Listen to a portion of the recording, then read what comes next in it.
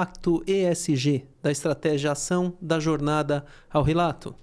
Hoje vamos gravar mais um episódio e eu quero convidar vocês para esse bate-papo muito interessante que eu vou fazer com Verônica. Ela que vem aqui como professora da ESPM, uma jornalista que é especializada também nas áreas da Amazônia, clima e tem bastante experiência aqui para compartilhar conosco. Tudo bem, Verônica? Tudo bom, Thiago. Obrigada pelo convite. Eu que agradeço. Seja muito bem-vinda. Né? As expectativas são altas, né? Quando a gente vai falar de temas como clima, Amazônia. E aí a gente sempre se preocupa em trazer aqui pessoas que vão trazer essa contribuição que você traz, né? E fala então um pouquinho pra gente da tua experiência no jornalismo, nessas questões do meio ambiente, como professora, como correspondente. Sim. Eu sou peruana, então, portanto, de um país amazônico também, né? E eu trabalho como correspondente internacional, como correspondente desde o Brasil, né, há mais de 30 anos. Eu cheguei já no Brasil em 92, e então eu venho trabalhando como jornalista. E a minha especialidade nessa cobertura é o Brasil, porque eu sou uma correspondente que escreve sobre o Brasil. E dentro dessas temáticas, que incluem política, várias questões, cultura, etc., um dos assuntos que sempre foi importante nesse trabalho foi a cobertura de assuntos da Amazônia, né? Que acabaram entrando também em assuntos do clima, porque a Amazônia também está muito ligada à questão da discussão do clima no mundo, né?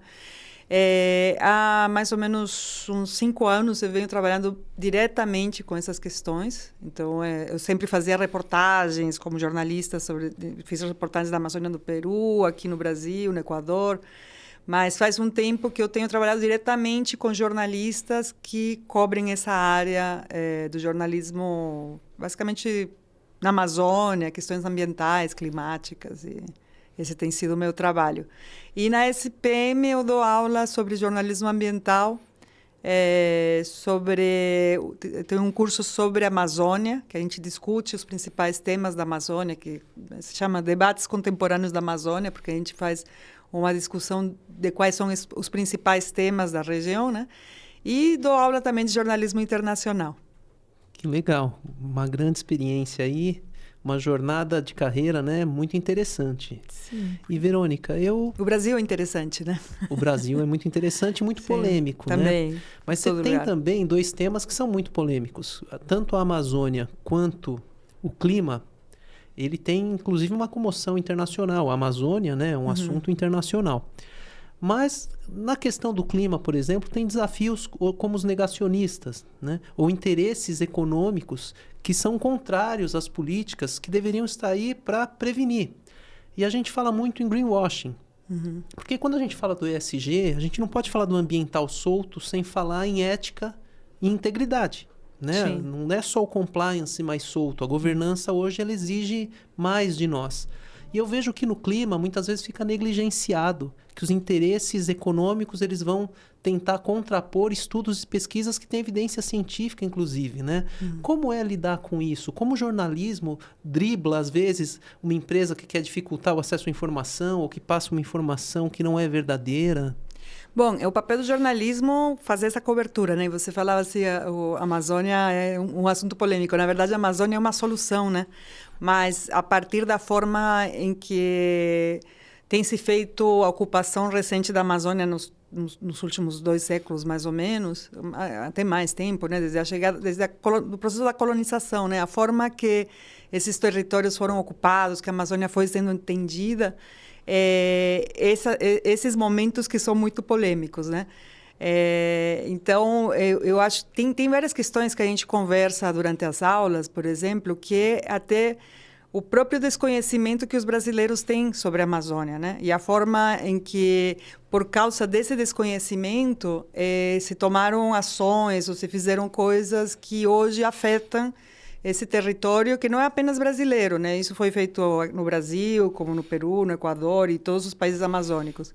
Então, essa região, ela seria uma solução se ela fosse bem tratada e bem ocupada, inclusive para essa questão do clima que a gente vem enfrentando.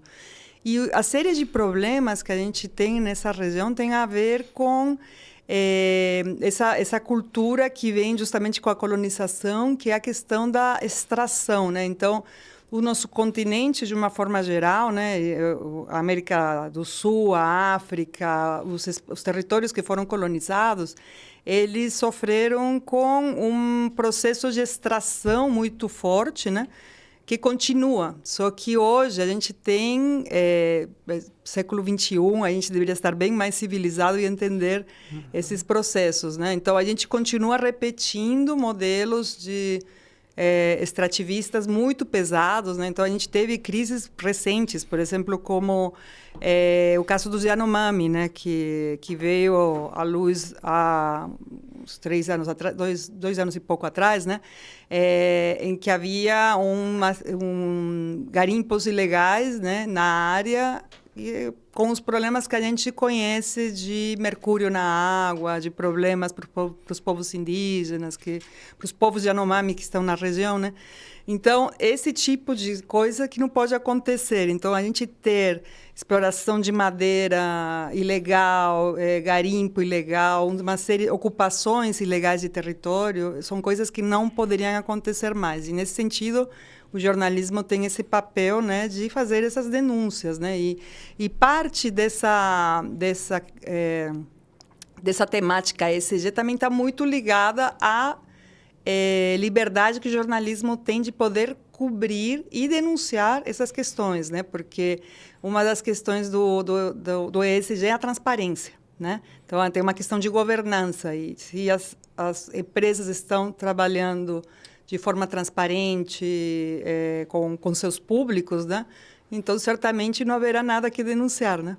E se não há greenwashing, não temos nenhum problema. Sim. E, Verônica, eu tenho uma visão da importância do jornalismo, né?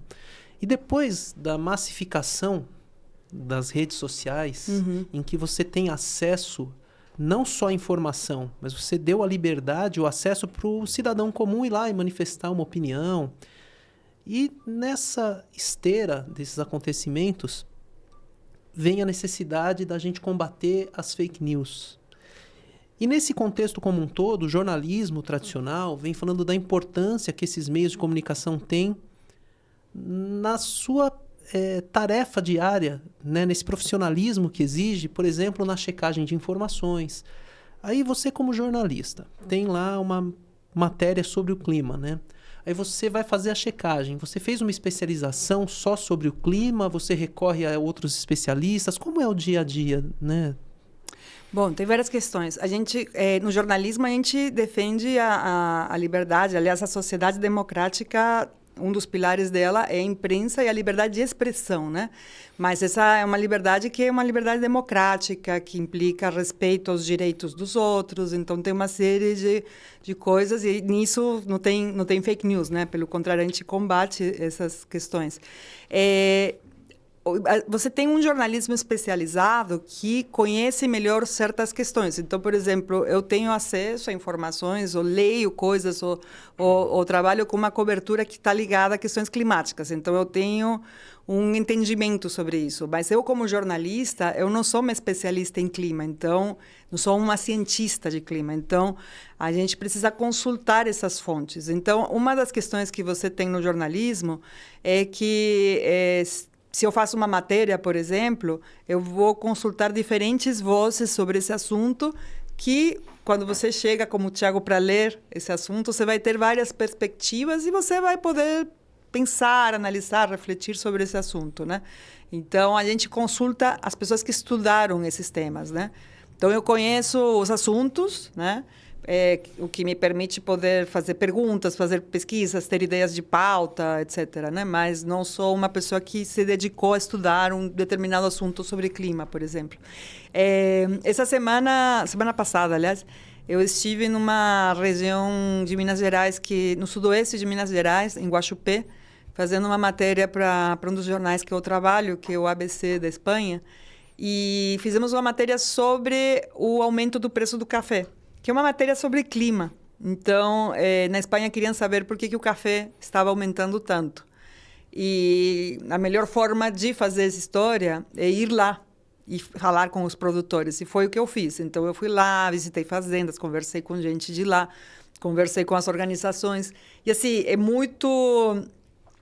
aliás, os produtores falavam assim, nossa, raramente o jornalista vem aqui para saber isso.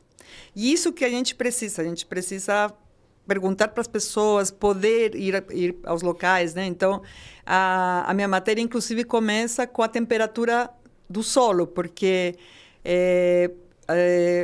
o produtor colocou o termômetro em cima do solo e a temperatura do solo era 56 graus centígrados. Então, com 56 graus centígrados, se eu começo a matéria assim, dá para fritar um bife mal passado, por exemplo. Não nasce café nessa temperatura. Então, o que aconteceu? Esse caso é bem interessante, porque a minha conversa com os produtores era justamente sobre o trabalho que eles estavam fazendo para ter sustentabilidade, para que o café possa acontecer. Porque, assim, se eles têm uma temperatura de mais de 50 graus, entre 50 e 60 graus no solo, não vai ter mais café, né? O Brasil é o maior produtor de café do mundo. Então, imagina o prejuízo que isso é para os produtores, né? Que estão fazendo investimentos altos. Imagina a tristeza que isso vai ser para os brasileiros que consomem diariamente café, né? E para o mundo, porque o café é uma das bebidas mais consumidas do mundo, né? Então, está tendo uma preocupação e uma demanda pelos preços, mas, na verdade, as pessoas estão preocupadas com o valor, quanto que custa o café, e pensam um pouco que isso é resultado dessa crise climática que a gente está vivendo, né? Sim, e tem um problema. O ser humano, ele não se enxerga mais como parte da natureza. Ele não se enxerga, às vezes, nem como um animal, como os outros, né? Ele fala, não sou um animal, eu sou um humano. E ele se desconectou. E é muito difícil para ele entender. Ele só entende o preço de café como uma questão política econômica. Ele não entende que há um impacto que vem dessa transformação do nosso planeta, que tem uma parte que é natural, e tem uma parte que não, que é causada pelo homem, né? E isso com comprovações seríssimas. E as consequências são gravíssimas. Agora, eu tenho uma outra curiosidade em relação ao trabalho de vocês. É um trabalho muito sério e quando a gente fala em Amazônia, deve ter muita demanda. Então, são muitas coisas acontecendo, são várias pautas que saem da Amazônia, né? Não é só uma questão de desmatamento, aí você tem uma outra questão de... assim, uma área que é de proteção militar, né? Tem áreas de fronteira. E aí eu tenho uma dúvida. Na questão do clima e na questão da Amazônia, tem jornalistas hoje fazendo um trabalho investigativo? As pessoas que pegam um tema e falam assim, olha, eu vou investigar no clima esse tipo de indústria, esse tipo de extração de madeira, essa empresa, esse país que importa a madeira contrabandeada. Existe? Felizmente existe. E isso tem aumentado muito na última década. Tem já muitas organizações jornalísticas que fazem esse trabalho há muito tempo. E tem jornalistas fazendo isso há muito tempo. Eu mesma sou amiga de uma correspondente, que é a Jean Rocha, que faz essa cobertura e trabalha na Amazônia desde os anos 60. Então, assim, tem muita gente fazendo um trabalho, né? É que, assim, é uma cobertura difícil, é uma cobertura... os lugares não são de fácil acesso, né? Os custos para fazer essa cobertura são muito altos. Então, isso dificulta para qualquer um de nós, jornalistas, né? Inclusive para alguns jornais. Para um jornal como o meu, por exemplo, tem um custo muito alto de mandar uma jornalista que mora em São Paulo fazer uma cobertura na Amazônia, né? Então, tem tido uma série de iniciativas com apoio de organizações internacionais, de universidades, tem uma organização, né, organizações ligadas ao jornalismo, e governos também, né, que têm disponibilizado fundos para apoiar essas coberturas.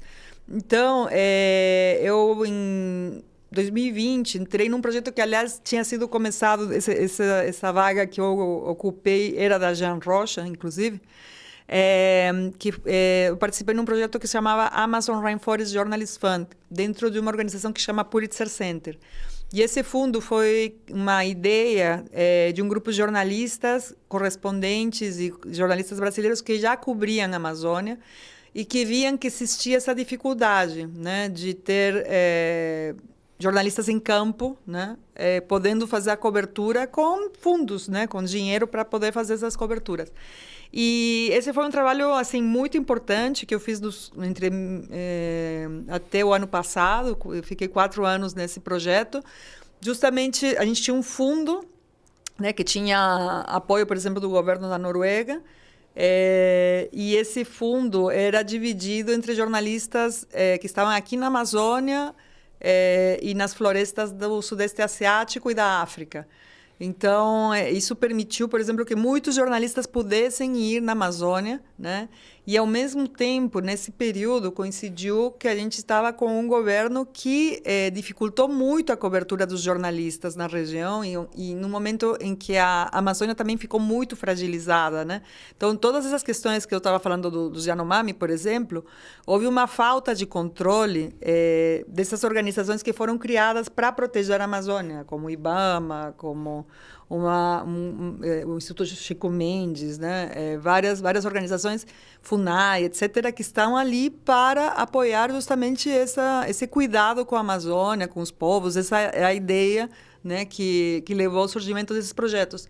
E, nesse período, que foi basicamente o governo Jair Bolsonaro, né, essa região ficou completamente descuidada. Assim, essas organizações não tinham fundos. Ao ponto que, se vocês devem lembrar, que em 2022 aconteceu o assassinato de um jornalista britânico, Dom Phillips, né, junto com Bruno Pereira, que era um ex-funcionário, aliás, era funcionário que tinha sido exonerado, eu acho, não tenho certeza agora se essa é a palavra certa, mas que não estava mais na FUNAI, era um funcionário de carreira da FUNAI e um dos maiores indigenistas do Brasil. E ele morreu, né, estando na Amazônia, né, por uma máfia das tantas que tem na Amazônia. Então, é muito importante que essas instituições do Estado brasileiro, que são importantes para o cuidado da Amazônia e de toda essa natureza que você estava falando que tem na Amazônia, né, para que isso funcione, né? E quando isso não funciona, o trabalho dos jornalistas é muito mais difícil, né? O acesso é muito mais perigoso. Então, isso pode ser um problema para a cobertura dessa região, né? Então, a gente precisa realmente que os jornalistas possam ir em segurança, que as organizações jornalísticas também façam tomem cuidado, né, com a segurança dos jornalistas que vão mandar a campo, que vão ter que gastar mesmo porque é um custo alto, e é a segurança das pessoas que estão indo cobrir e da segurança das pessoas que estão lá passando por esses problemas, né, que são as fontes também, né? Às vezes, quando o jornalista sai dessa região, a pessoa que fica lá, ela fica exposta ao perigo porque falou com o jornalista, né? Então, tem as fontes também, as pessoas que moram no lugar, né? E as fontes, elas colaboram, mas elas também correm risco, né? Claro, sim. Que é uma coisa seríssima. E é impressionante, na área social, no Brasil, morre muita gente.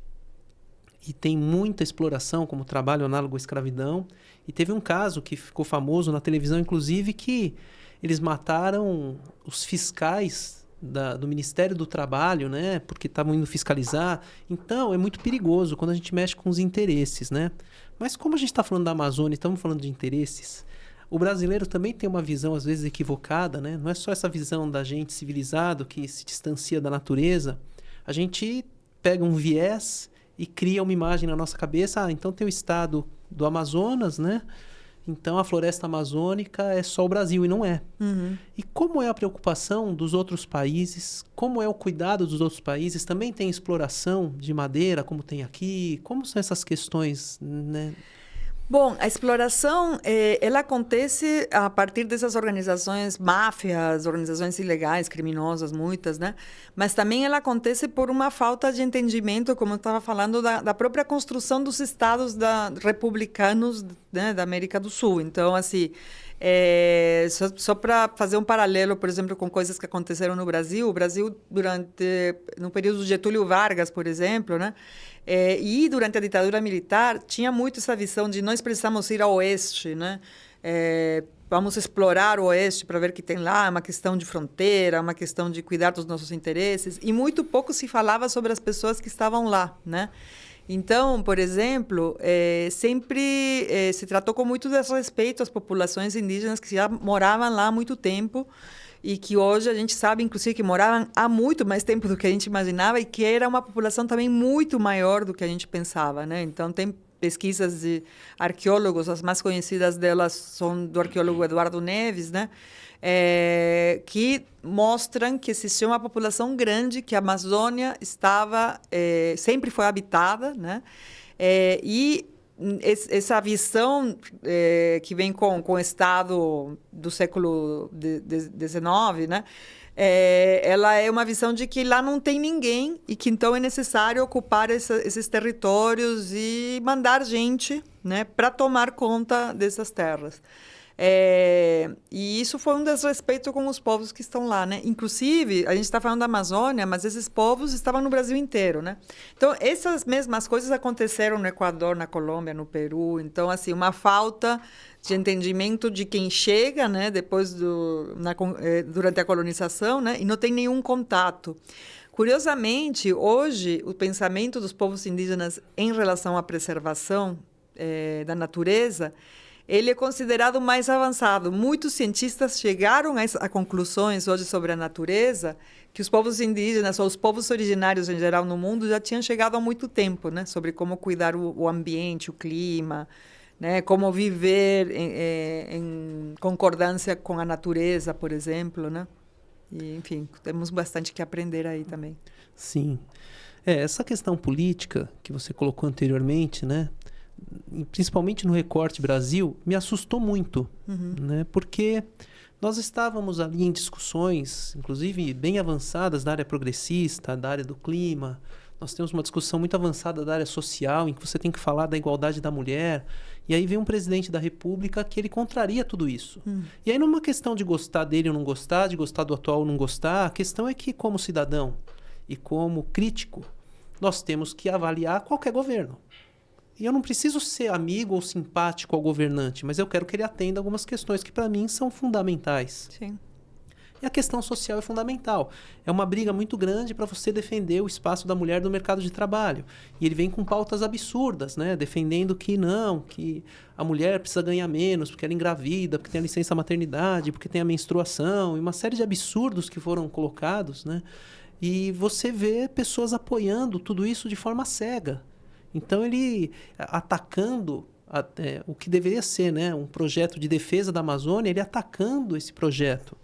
E me assusta também militares que eram vistos como apaixonados pela Amazônia, que deveriam estar cuidando daquilo e apoiando esse presidente, né? Então, tudo isso não é uma questão de posicionamento político partidário, é uma questão de posicionamento político crítico como cidadão e como especialista. E a crítica ela tem que ser feita por todos nós.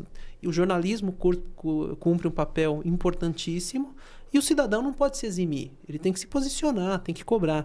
E aí você vê comunidades indígenas apoiando um presidente que quer destruir a preservação da área que eles têm direito, né?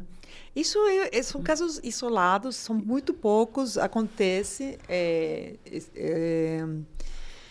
Teve uma deputada que se elegeu na plataforma do Bolsonaro, mas é um caso raro, né? Porque, sim, aí entram questões de dinheiro, assim, tem pessoas que vão se corromper, né? E isso existe em todos os grupos, né?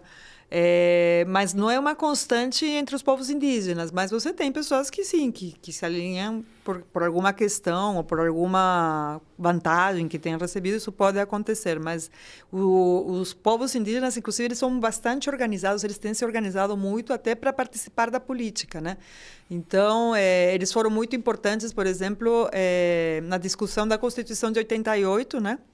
Inclusive, agora, esse filme, Ainda Estou Aqui, né, traz a história da Eunice Paiva, que foi uma advogada que trabalhou para essa questão, né? Então, ela foi muito importante também nessas discussões que levaram algumas pessoas, né, advogados e pessoas intelectuais da sociedade civil, junto com povos indígenas, para discutir essas questões que chegaram na Constituição, né? E a Constituição brasileira, nesse sentido, também é uma das mais avançadas. A gente está tendo, nesse momento, pressões para que isso não seja mais, né?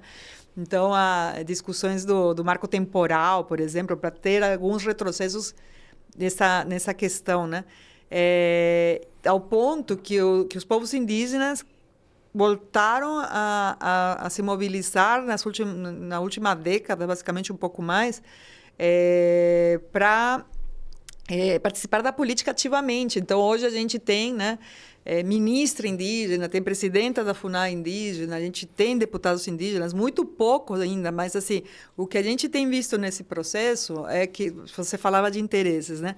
Os interesses, eles estão muito bem representados por lobbies, né, dentro do Congresso, o que é bastante discutível, porque alguns desses lobbies são interesses de grupos privados, né? Na verdade, a gente não está discutindo os interesses dos brasileiros, mas de mundo corporativo, de alguns setores, né?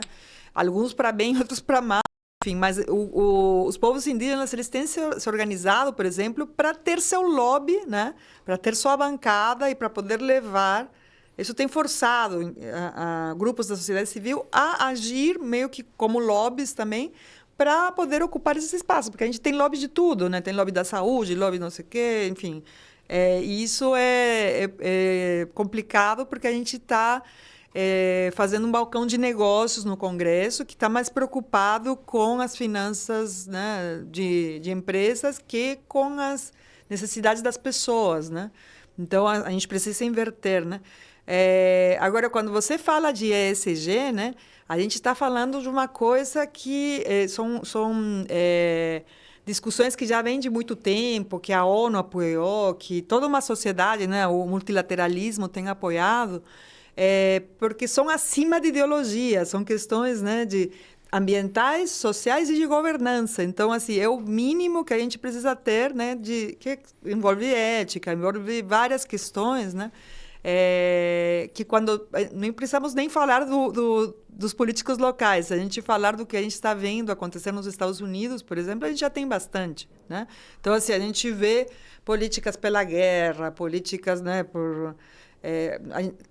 a gente vem vendo tanta violência, né, nos últimos tempos. Assim, essas guerras, elas já são uma contaminação ambiental, o custo ambiental dessas guerras, dessas bombas, desses ataques, sem contar na quantidade de gente que a gente tem acompanhado que está morrendo em diferentes partes do mundo, né?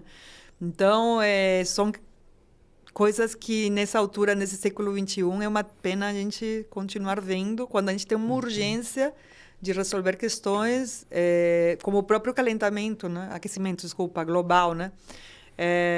Então, a gente está num processo que está sendo perigoso para a humanidade, né? Em termos de calor, né? Eu estava falando do cultivo de café. Imagina como isso afeta a gente como ser humano, né? Então, assim, vai ficar bem só quem pode pagar um ar-condicionado, quem pode pagar uma conta de luz, né? A gente passa a falar de justiça, de injustiça climática, né?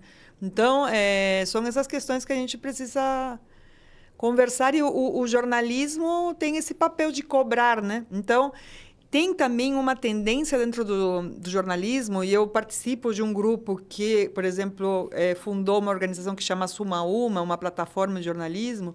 Como participei também nesse grupo que eu estava falando do fundo, né, de jornalismo para áreas tropicais. Então, tem essas pessoas e mais jornalistas, né, esses veículos independentes que tem trabalhando na Amazônia, a gente tem muito claro que esses assuntos têm que entrar na pauta dos jornais, né? Que eles têm que ser transversais. Por quê? Porque quando se discute o preço do café, a gente já não pode mais falar da inflação, não pode falar do efeito disso no PIB. A gente tem que falar desse chão que está queimando, né? E que daqui a pouco não vai ter mais café se a gente continuar desse jeito, né? E se não tiver mais café, a gente não vai ter outras coisas, né? Então, é isso, as coisas vão ficando caras, vai pagar e vai tomar café quem puder pagar. Quem está tomando, né, quem está usando azeite de oliva na salada, vai ser quem vai poder pagar. Então, essas são coisas que a gente precisa discutir bastante, né? Não é sobre economia, é uma coisa muito mais complexa, né? Sim, é um sistema, né, muito mais complexo, que tem um reflexo na economia, mas que a origem dele é um problema ambiental. Sim, e que tem a ver com decisões nossas, né? Da forma em que a gente leva a economia. Então, o que a gente decidiu fazer, né? A economia, ela é uma ciência toda criada pela humanidade, ela não existe na natureza. E, na verdade, ela é toda manipulada por interesses, sempre foi. Inclusive, tem uma fala do Delfim Neto, falecido, né, que foi ministro da Economia, em que ele fez uma crítica muito séria e falou: ainda tem coragem de nos chamar de cientista.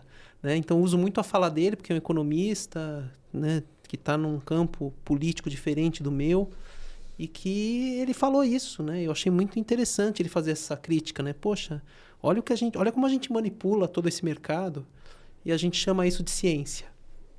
Mas eu fiquei assustado, porque depois de uma longa caminhada na seara política, né? São 30 anos que eu tenho de participação ativa, convivendo com partidos, movimentos, grupos, casas legislativas.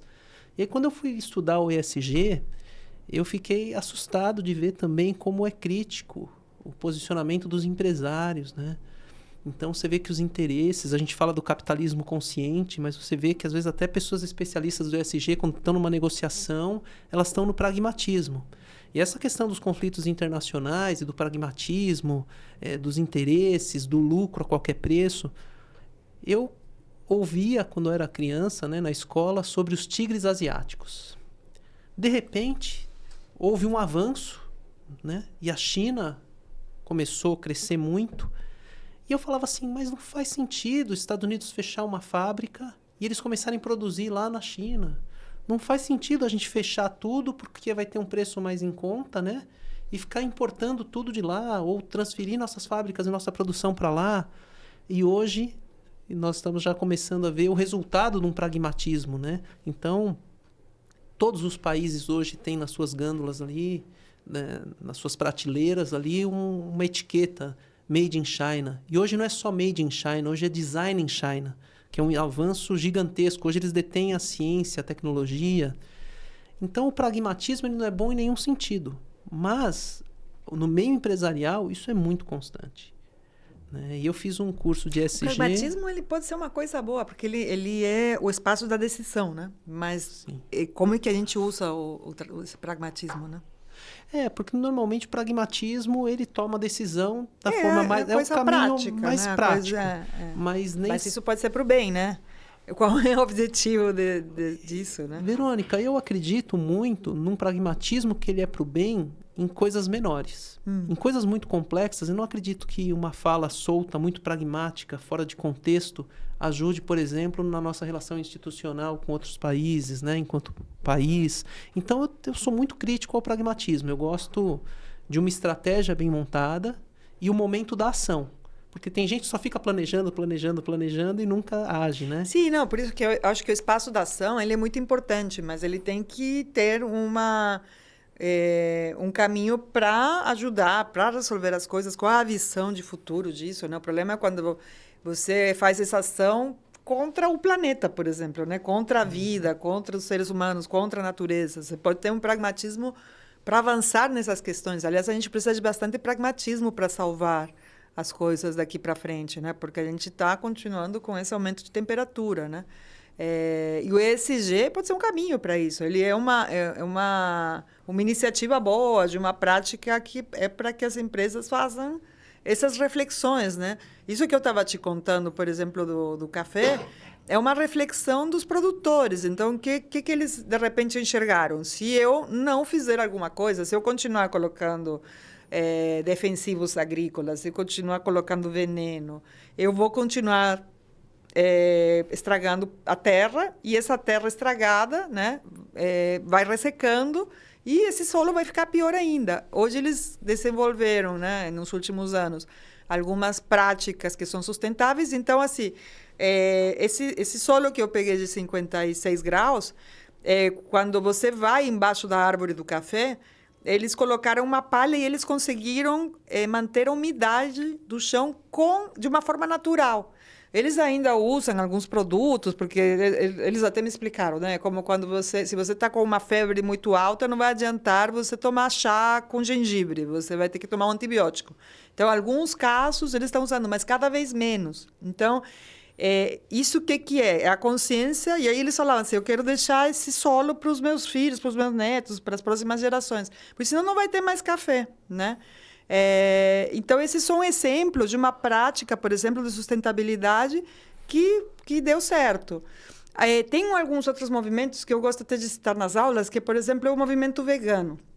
Então, porque assim, quando a gente fala todas essas questões, principalmente eu que falo com jovens, né, dá um desânimo, né? Então, a gente vai fazer o quê? Então, o planeta vai acabar, então, tchau, desliga a luz, acabou a aula, né? E aí, eu dou alguns exemplos, né? Porque, assim, nesse contexto que a gente vive do capitalismo, porque o capitalismo está aí, a gente vive, a gente consome coisas, você tem um relógio, eu tenho, né, a blusa e tal. Então, a gente está dentro desse espaço do capitalismo. Não dá para sair chutando e falar assim, não sou mais capitalista, então vai morar, né, numa montanha. Não é o nosso caso, né?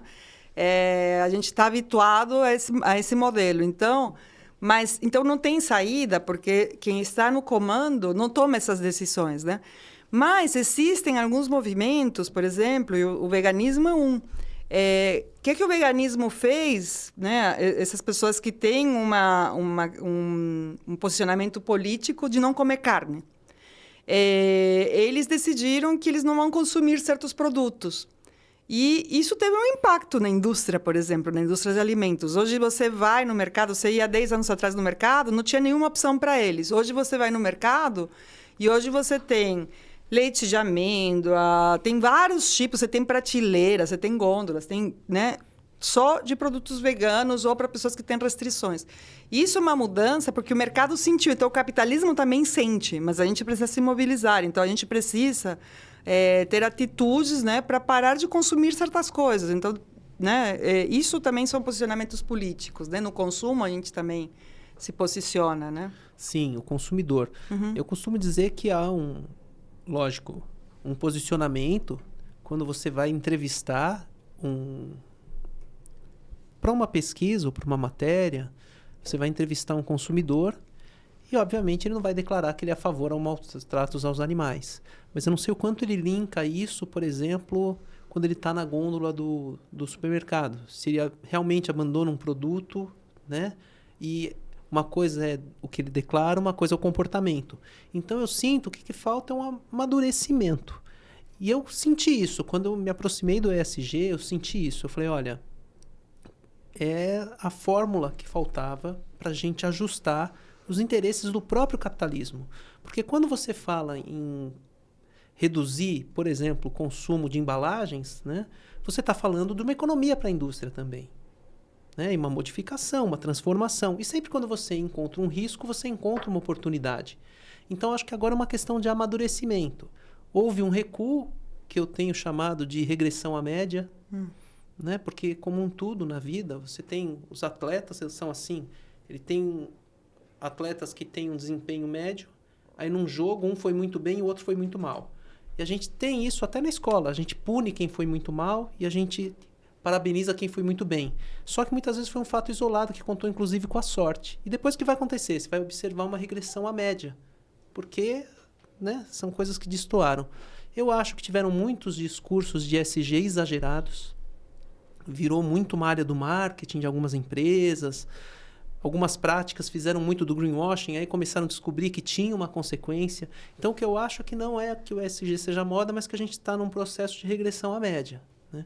Mas eu acredito muito no capitalismo consciente. E é muito interessante saber que você tem essa especialização na área da Amazônia, na área do clima, que o jornalismo está aí, porque ele cumpre um papel importantíssimo para esse amadurecimento, né? Mas aí tem uma dúvida em relação à sua atuação como professora. Você falou que lida com os jovens. Tem jovens ainda que chegam ainda na universidade, quando vão discutir esses temas, ainda estão um pouco negacionistas, ou são resistentes, ou têm uma visão de mundo que ainda não tem esse compromisso, né? Como que é essa questão? Olha, é muito raro, É muito porque raro. eu acho que os jovens, inclusive, que chegam na universidade, eles estão muito preocupados com o futuro, né? Eu acho até que são pessoas que leem, que estão, né, têm acesso. No caso, a SPM, a maioria dos alunos tem acesso a boas escolas também. Então, tem um processo aí de que eles tiveram uma educação e tem todo esse conhecimento anterior, sabem o que está acontecendo, né? Então, é muito raro você encontrar alguém que esteja negando o que está acontecendo. O que me acontece, ao contrário, é que às vezes eu tenho que acalmá-los, porque, inclusive, tem estudos, né, sobre a ansiedade dos jovens em relação ao clima, né? Porque a gente já tem até uma diminuição de jovens, de pessoas que não querem ter filhos, inclusive, né? Por temor de que vai acontecer daqui para frente, né? Como é que vai ser, né? Vai ser daqui a 50, 100 anos, a gente, né, não sabe.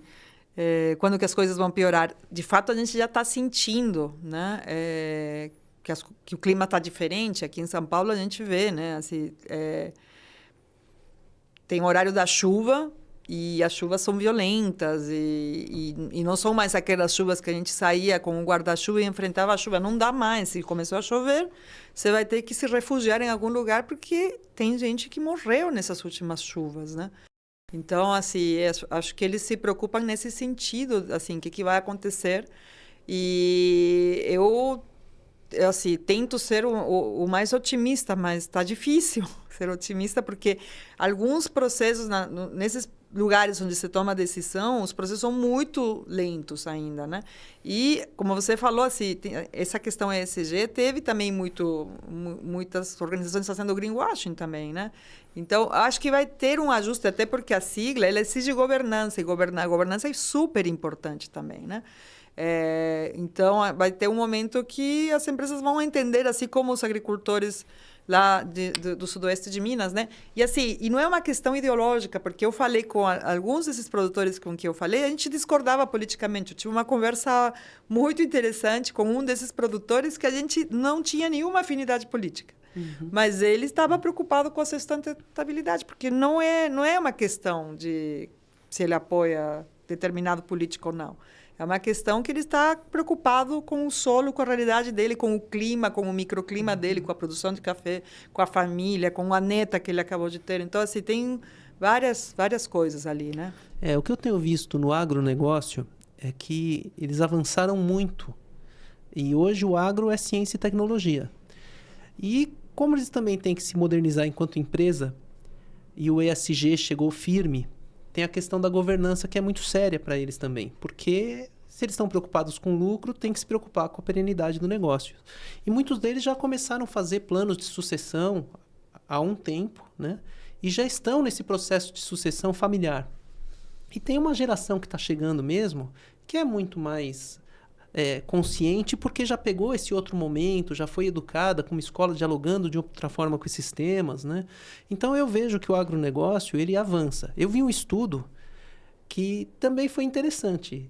Eu não concordei totalmente com o estudo, mas foi interessante. O agronegócio, né, o pessoal que produz gado, contratou uma pesquisadora estrangeira e formaram uma associação e fizeram um estudo dizendo que o que eles eram cobrados aqui pela emissão de gás metano, né, que é o CH4, não era compatível, porque o solo brasileiro é diferente do solo europeu, lá tem uma época que neva, aqui não, aqui faz compensação e sumidouro o ano todo. Enfim, é um estudo que eles fizeram que é bem interessante, né?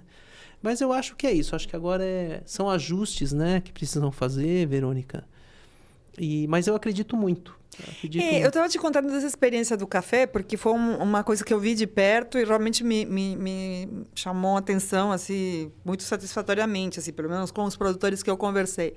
Mas a gente tem muitos casos, especialmente na Amazônia, onde tem práticas de agro que não são corretas, né? Então, isso realmente precisa mudar.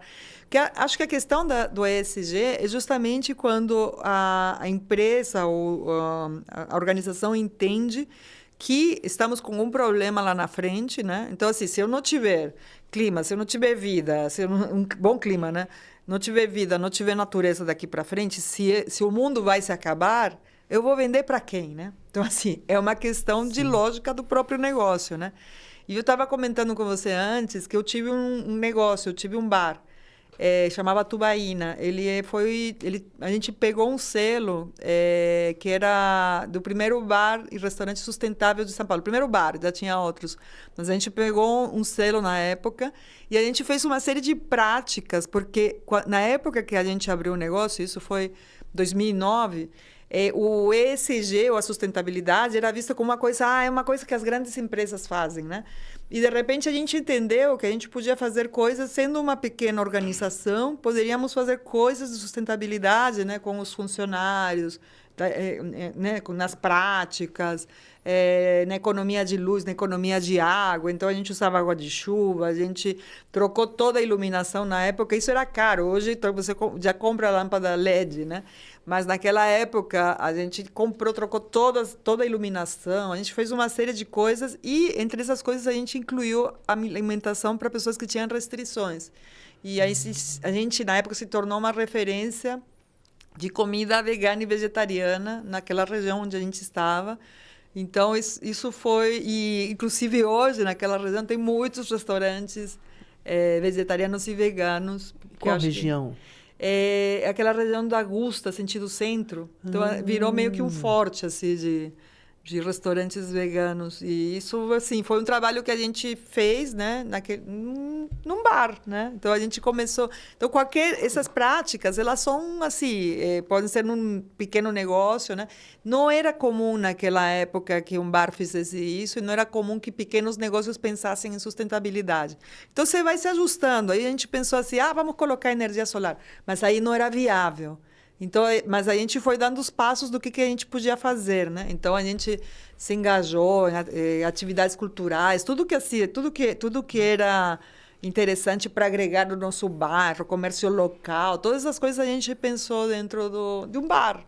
Então, você vê que... E aí era uma questão de consciência, né? Porque um bar, ele tem uma demanda daquela região, a gente estava perto da Paulista, ele teria demanda sempre, né? Naquele momento. Então, não era nenhuma preocupação, para ter mais clientes, para longevidade dos meus clientes, era um negócio novo, mas era uma questão de consciência como empresa, né? Então, como você pode aplicar isso em diferentes escalas também, né? Sim. Para o pequeno e médio, tem alguns problemas e dificuldades, inclusive de orçamento, às vezes, né? Às vezes falta o conhecimento, porque uma grande empresa, ela monta um quadro de funcionários, ela contrata uma terceirizada, ele traz alguém de uma consultoria. Então, o pequeno, ele sofre um pouco, mas se ele tiver um pouquinho de interesse também, com criatividade, ele consegue fazer muita ação, inclusive que traz retorno de visibilidade para o próprio negócio. Sim. E eu fiquei impressionado de ver a questão do veganismo. E como restaurantes que eram voltados para os veganos, por conta dessa questão do movimento vegano, começou a atender pessoas que estavam ali com problema com intolerância à lactose. Então, tinha um problema de saúde, ou seja, não é só a questão ambiental, a questão da saúde das pessoas também foi muito negligenciada. Né? Olha, que vem, acho que é consequência de todos esses processos que a gente está falando, né? Sim, mas tem uma resistência também da sociedade, às vezes. Tem pessoas que ainda veem, é frescura. Na minha época comia qualquer coisa. Comia, mas você via que as pessoas estavam com a sua saúde prejudicada. Então, a gente vai, aos poucos, moldando, né, essa sociedade para a gente encaixar esse discurso todo, né, Verônica?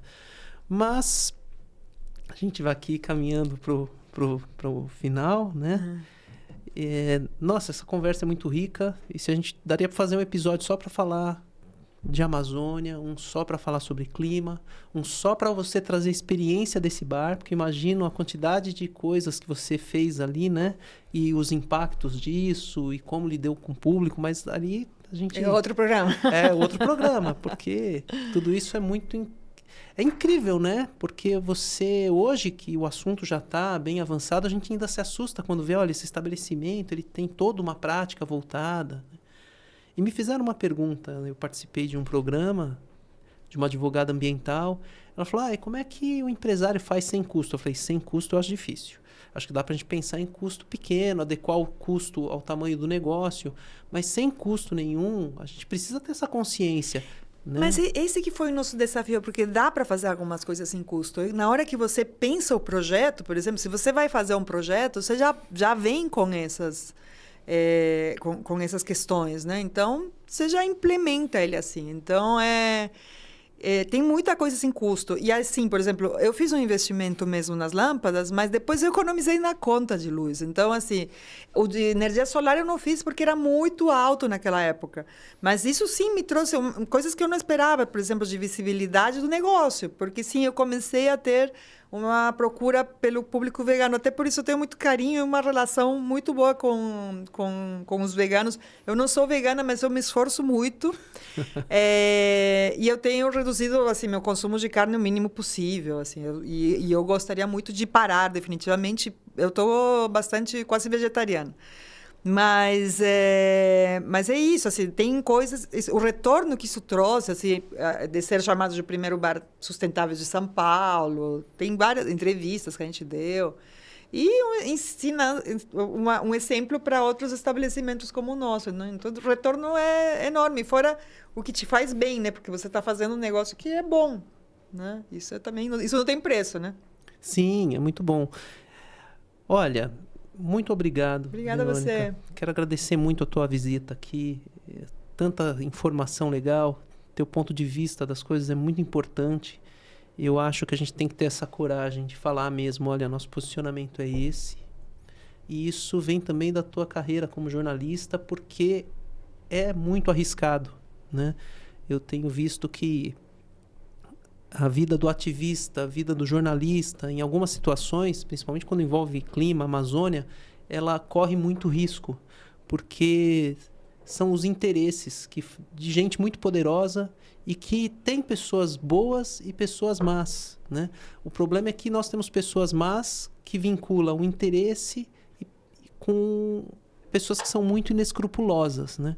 Então, é muito importante a gente ter esse posicionamento, falar mesmo, olha... Não dá para um político ter um posicionamento que coloque em risco a soberania nacional, coloque em risco a Amazônia, o meio ambiente, o bem-estar da população, as comunidades indígenas. Então, a gente tem que ter essa coragem de apontar também. Então, essa contribuição que você traz hoje aqui não é só de informação, só de conteúdo técnico, mas acho que é esse exemplo, né? E, então, quero agradecer muito. Obrigada a você, e pedir para você fazer suas conclusões finais. Uau, não sei, a gente falou tantos assuntos, né? Mas eu acho que é isso, assim, que quando a gente está pensando nessa sigla, né? A gente está vendo aqui ela, eu acho que é um compromisso